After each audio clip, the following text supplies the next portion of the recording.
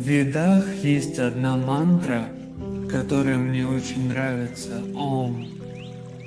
Пурнамадах Пурнамидам Пурнат Пурнамудачети.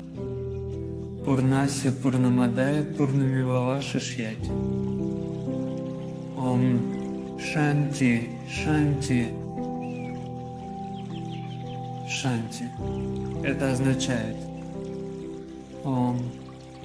То совершенно. И это тоже совершенно. Потому что это целое возникло из того целого. И если из целого вычесть целое, то оно все равно останется целым. Смысл здесь очень глубокий.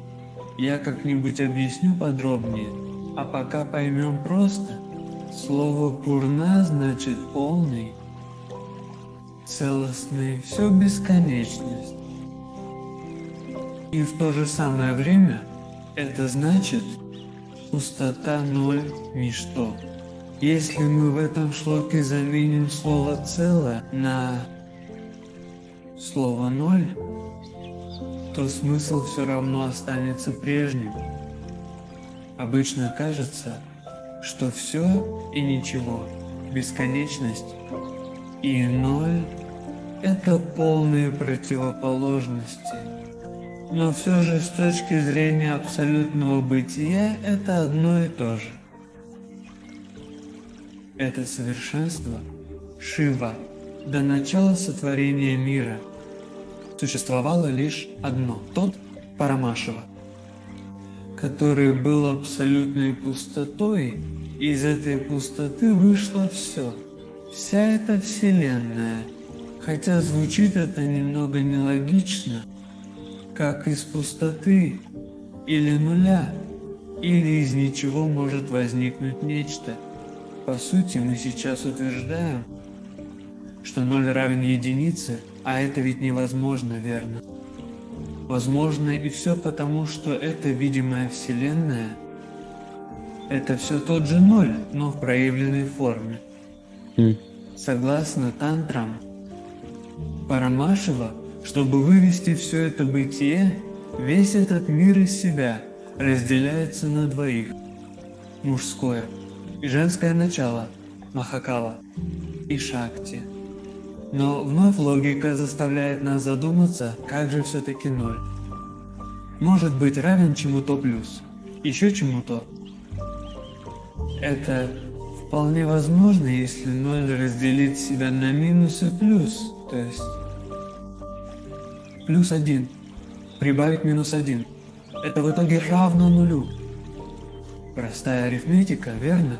Точно так же минус 1 триллион плюс 1 триллион в сумме снова дают нам 0. Хорошо, я объясню это попроще. Представьте себе, что человек хочет на ровной земле возвести гору. И эта самая гора олицетворяет собой Вселенную. Чтобы создать эту гору, чтобы сотворить Вселенную, ему нужно где-то взять землю. Тогда он выкапывает в почве яму и использует эту землю для строительства своей горы. Но этот человек создает не только одну лишь гору. Он одновременно создает и яму. Если гора – это плюс, то яма – это минус. Все, что было в яме, стало горой, не так ли? Так все становится идеально сбалансированным. Я понятно объясняю. Тот самый большой взрыв высвободил огромное количество энергии. И в таком же объеме возникли отрицательные аспекты. Сумма равных долей минуса и плюса в итоге всегда дает именно 0. Таков один из законов математики. Так вот, эта положительная энергия во Вселенной – это материя. Или энергия. Из этой материи создано все. Ваше и мое тело, этот телефон и так далее. А вот отрицательная энергия – это пространство и время. Да, они возникли после большого взрыва. 0 означает абсолютную пустоту, без пространства и времени. Я имею в виду то, что когда произошел большой взрыв, случился не здесь или там. Он произошел одновременно везде. Итак, вместе с созданием материи возникла и ткань пространства-времени. Иначе говоря, это абсолютная пустота разделила себя на два противоположных аспекта – энергия или материя. И пространство-время Шакти. Махакал. Имя моего Махакалы состоит из двух разных слов. Маха, что значит великий, и Кала, что значит время. Махакала – это великое время. Другое его имя – Дигамбара, что буквально означает тот, кто носит все четыре стороны света, как свои одежды, то есть бесформенное небо, все направления, его наряд, а время и пространство по сути одно и то же согласно Эйнштейну и теории тантры, и таким образом Махакала представляет собой негативный аспект всей Вселенной.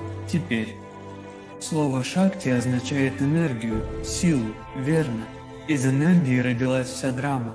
Энергия – это тонкая форма любого вещества. Она – мать, давшая жизнь всей этой Вселенной. Таким образом, Шакти представляет позитивный аспект Вселенной. Шакти и Махакала не разделены. Они – единая сущность, и в одном облике они есть пустота. Сами по себе они полны. Ноль – это истина. Ноль – это их форма Ардханаришвары. Шивалингам также представляет собой пустоту. Это лишь для сотворения Вселенной. Один становится двумя. Шива и Шакти. Они – та основа, на которой отражается прекрасная игра мира. Они – чистый лист, на котором написана чудесная поэма жизни. Они – чистый холст, на котором наши радости и печали, красочные картины счастья и горя были воплощены. Они подобны мягкой глине, которой гончар придает бесконечную форму. И они же сами – гончары. Шива и Шакти – оба всегда пребывают в состоянии космического союза.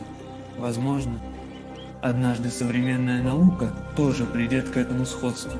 Давайте же в эту Махашиваратри вновь воссоединим Шакти и Махакала друг с другом и узрим ту пустоту того высшего Шиву, и постараемся осознать их через эту управляемую медитацию, которую совсем скоро мы все совершим вместе. В 3 часа, а именно в Шива Мухурту, будьте готовы.